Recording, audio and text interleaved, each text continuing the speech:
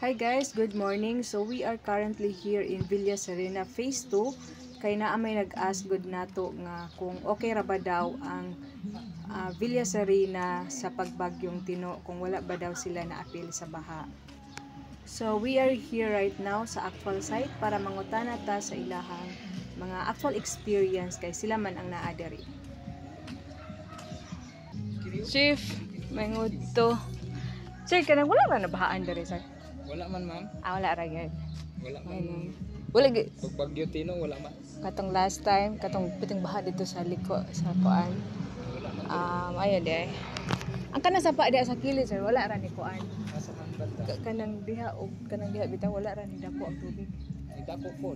Pero wala na abot dere. Wala. Di kay na siya kusog dere. Nabarahan man gud kanang mga kahoy mo. Ah, Tubig dire ka. ano wala ra? Mulahos ra gyud na no. Isa ka daw wala. Pero wala na abot dere. Wala. Kato ra gyud ito dito da pizza.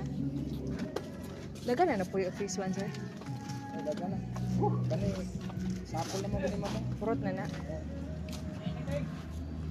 Sa phase 2 kay Dito na lang sa ano. phase 2 Tumoy. palagi. Gamay naman lang po dito. Pwede ko mula host phase 2, sir?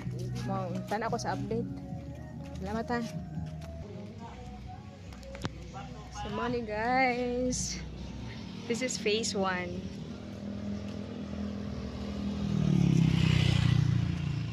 Nindot kayo ang panahon karon kay grabe ka init, so magpainit-init sa ata. Kay dugay na sa tawa na initan. Nice ba ya? So sa katong mga nangutana before nga kung nabahaan ba ang Villa Serena, which is located sa San Vicente, Luluan. So nangutana ko sa guard, wala daw sila na-apil sa baha. Kay siguro katong baha dito mong to sa overflow sa river nga kanang dako kaayo bang river gikan sa bukid. But diri sa Villa Serena murag layo ra siya. Naa siya river sa kilid pero dili siya ingon nga dako. So wala siya naka-overflow diri. So kana siya nakita ninyo na nga dako kaayo nga house. Kana ilahan na nang gi-renovate. Gikan siya sa duplex. O niya ilahang gi-extend sa taas. So tanawa ang sa kilid niya is duplex. So siya sa pikas. So iyang gihimuang second floor. So grabe gyud ay kainit, no? Okay. Padung ko sa phase 2 kay ato ang i-update sad ang construction dito sa phase 2 kay since ang phase 1 is already sold out naman. So phase 2 ta. Napatay gamay nga units left dito. But kuan kana nga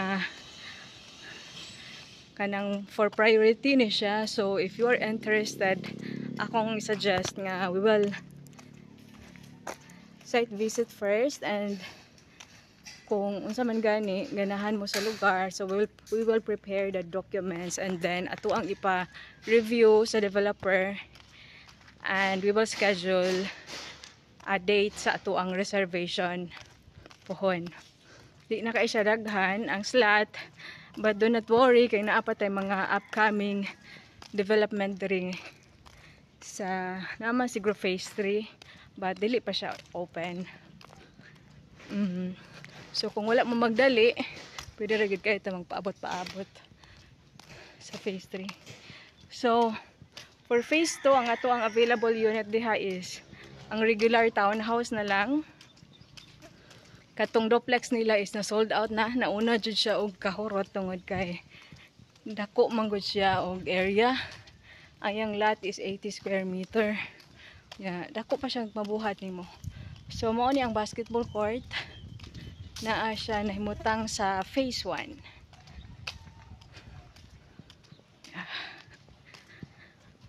So So gamay na lang kulang hapit na ko maabot sa phase 2.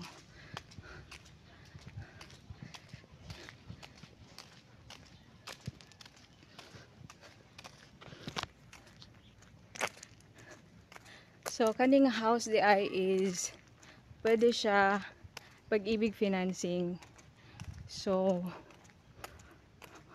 this is one of the dili siya one pero mao gid ni siya ang pinaka-affordable housing karon, the housing project diri karon sa Cebu.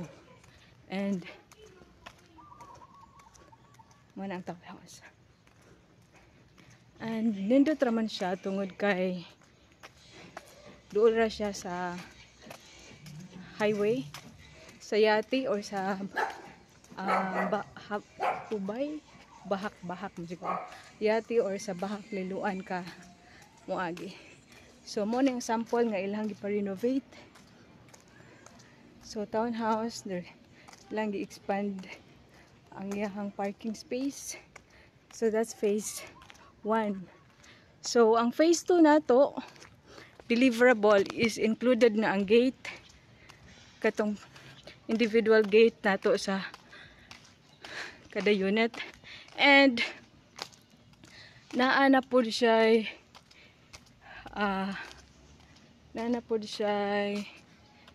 painting sa exterior niya. So I guess mao na ni ang atong phase 2. So diri nag-start mao ni ang mga duplex.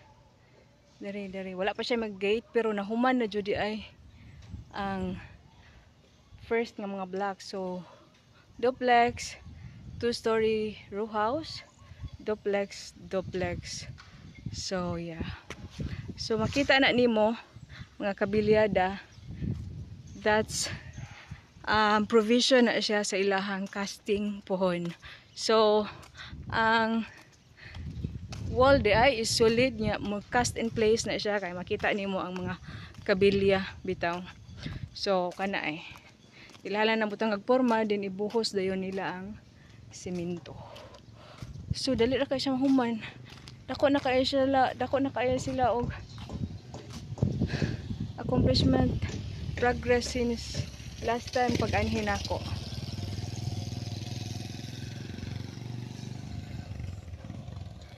So develop na sa dang road. Ano mga poste sa Verco. Dali aray. Last time wala pa ni siya diha,